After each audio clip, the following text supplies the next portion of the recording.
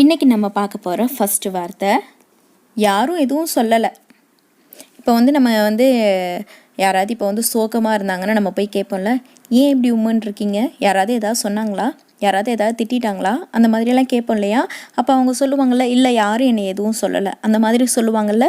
இப்போ யாரும் எதுவும் சொல்லலை, இதை எப்படி இங்கிலீஷில் சொல்லலாம்? No one said anything. No one said anything அப்படின்னா யாரும் எதுவும் சொல்லலை அப்படின்னு அர்த்தம்.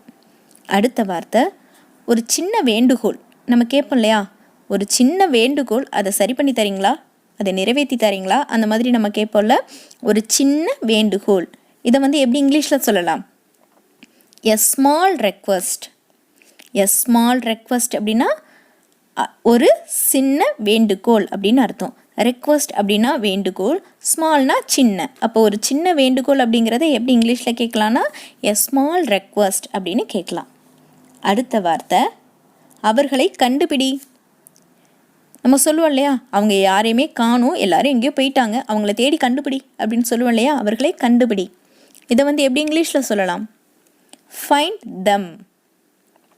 ஃபைண்ட் தம் அப்படின்னா அவர்களை கண்டுபிடி அப்படின்னு அர்த்தம். அடுத்த வார்த்தை மகிழ்ச்சியாக இரு.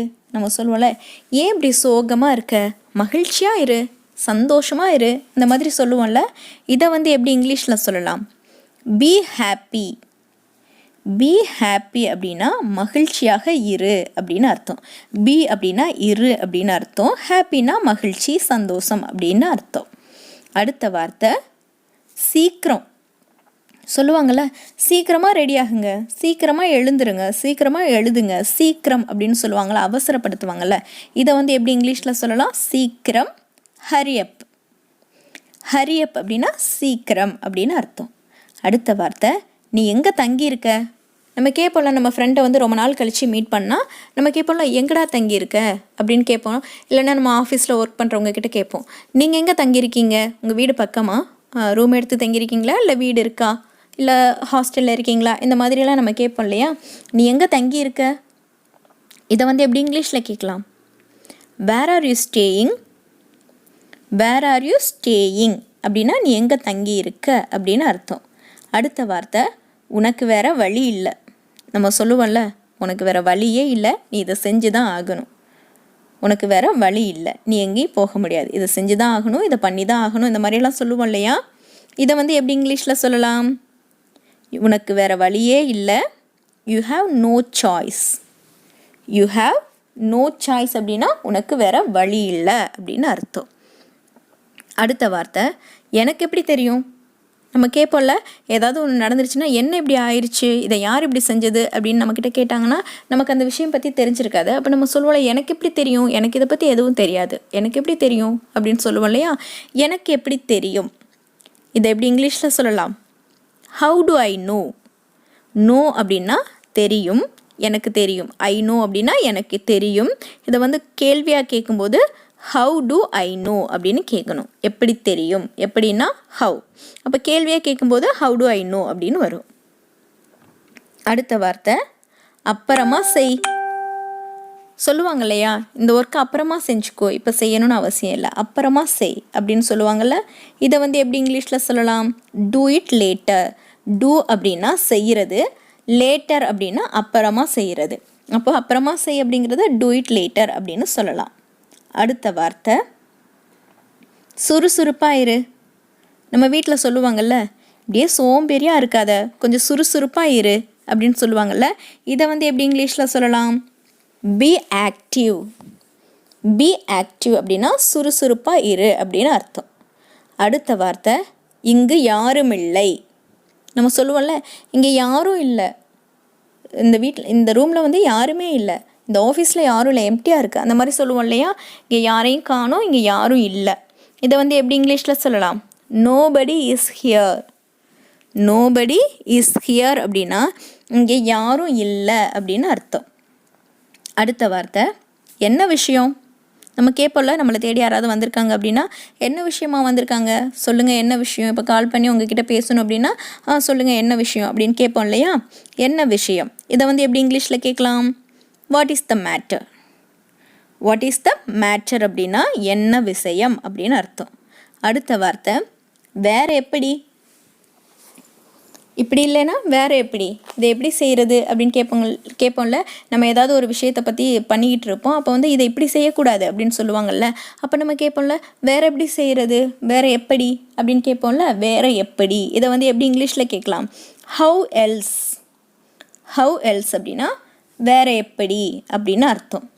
அடுத்த வார்த்தை வேறு எங்கே. நம்ம கேட்போம்ல, வேறு எங்கே, இங்கே இல்லைன்னா வேறு எங்கே இருக்குது, அங்கே தான் வச்சேன் அப்படிம்பாங்க. ஏதாவது ஒரு பொருளை காணோன்னு நம்ம கேட்டோம்னா, இங்கே இல்லை வேறு எங்கே இருக்குது அப்படின்னு கேட்போம் இல்லையா. வேறு எங்கே, இதை வந்து எப்படி இங்கிலீஷில் கேட்கலாம்? வேர் எல்ஸ். வேர் எல்ஸ் அப்படின்னா வேறு எங்கே அப்படின்னு அர்த்தம். அடுத்த வார்த்தை இது என்ன. நம்ம கேட்போம்ல, இங்கே ஒரு பொருள் இருக்கே, இது என்னது இது அப்படின்னு கேட்போம்ல. இதை வந்து எப்படி இங்கிலீஷில் கேட்கலாம்? What is this. What is this அப்படின்னா இது என்ன அப்படின்னு அர்த்தம். இதே கொஞ்சம் தூரமாக இருக்கிற பொருளை காமிச்சு அது என்ன அப்படின்னு கேட்கணும். அது எப்படி இங்கிலீஷில் கேட்கலாம்? கொஞ்சம் தூரமாக இருந்ததுன்னா திஸ்ஸுக்கு பதிலாக தட் சேர்த்துக்கும். அப்போது தூரமாக இருக்கிற பொருளை பார்த்தா அது என்ன அப்படின்னு எப்படி இங்கிலீஷில் கேட்கலாம் அப்படின்னா வாட் இஸ் தட் அப்படின்னு கேட்கணும். வாட் இஸ் தட் அப்படின்னா அது என்ன அப்படின்னு அர்த்தம். அடுத்த வார்த்தை என்னுடையது அல்ல. நம்ம வந்து இது உன்னோடதா அப்படின்னு நம்மக்கிட்ட யாராவது கேட்டாங்கன்னா, இல்லை அது என்னோடது இல்லை அப்படின்னு நம்ம சொல்லுவோம்ல. இது என்னோட ஷர்ட் இல்லை, இது என்னோட பேக் இல்லை, அந்த மாதிரி சொல்லுவோம்ல. என்னோடது இல்லை அப்படிங்கிறத இங்கிலீஷில் எப்படி சொல்லலாம்? நாட் மைன். மைன் அப்படின்னா என்னோடது, நாட் மைன்னா என்னோடது இல்லை அப்படின்னு அர்த்தம். அடுத்த வார்த்தை அது யார். நம்ம கேட்போம்ல, உங்கள் வீட்டுக்கு நேற்று ஒருத்தவங்க வந்தாங்கல்ல, அவங்க யார், அது யார், ரொம்ப நேரமாக நின்று பேசிகிட்டு இருக்கே, உங்களுக்கு தெரிஞ்சவங்களா, அந்த மாதிரி கேட்பேன்ல. அது யார். Who is that. Who is that அப்படின்னா அது யார் அப்படின்னு அர்த்தம். அடுத்த வார்த்தை எந்த ஒன்று. நம்ம வந்து அந்த ஃபைல் எடுத்துகிட்டு வா அப்படின்னு சொல்லியிருப்போம். அங்கே 2 ஃபைல் இருக்குதுன்னு வச்சுக்கோங்களேன். அப்போ கேட்பாங்கல்ல, இங்கே 2 ஃபைல் இருக்குது, இதில் எந்த ஒன்று வேணும் அப்படின்னு கேட்பாங்க இல்லையா. எந்த ஒன்று அப்படின்னா இதை வந்து எப்படி இங்கிலீஷில் கேட்கலாம்? Which one. விச் ஒன் அப்படின்னா எந்த ஒன்று அப்படின்னு அர்த்தம். அடுத்த வார்த்தை முதல் ஒன்று. நம்ம இதுக்கு ஆன்சர் சொல்லுவோம்ல, அந்த ஃபஸ்ட்டு இருக்கிற ஃபைல் தான் அப்படின்னு சொல்லுவோம். இல்லைனா அந்த 2வது இருக்கிற ஃபைல் அப்படின்னு ஏதாவது ஒன்று ஆன்சர் சொல்லுவோம் இல்லையா. அந்த ஃபஸ்ட்டு இருக்கிறது தான் வேணும் அப்படின்னு நம்ம கேட்போம் இல்லையா. முதல் ஒன்று. முதல் ஒன்று இதை எப்படி இங்கிலீஷில் சொல்லலாம்? First one. ஃபஸ்ட்டு ஒன் அப்படின்னு சொல்லணும். ஓகே ஃப்ரெண்ட்ஸ், இன்றைக்கான 20 சென்டென்சஸ் என்னென்ன அப்படிங்கிறத பார்த்தாச்சு. இந்த 20 சென்டென்சஸையுமே நீங்கள் வந்து உங்களோட ரியல் லைஃப்பில் தமிழ் வார்த்தைகளுக்கு பதிலாக இங்கிலீஷில் சொல்லி ப்ராக்டிஸ் பண்ணுங்கள். கண்டிப்பாக உங்களாலையும் வந்து இங்கிலீஷ் ஃப்ளூயண்ட்டாக பேச முடியும். இப்போ நம்மளோட ஹோம்ஒர்க்குக்கான டைம். இங்கே நான் வந்து ஒரு 5 தமிழ் சென்டென்சஸ் கொடுக்குறேன். அதை அப்படியே இங்கிலீஷில் கன்வெர்ட் பண்ணி கமெண்ட் பாக்ஸில் பிங்க் பண்ணுங்கள்.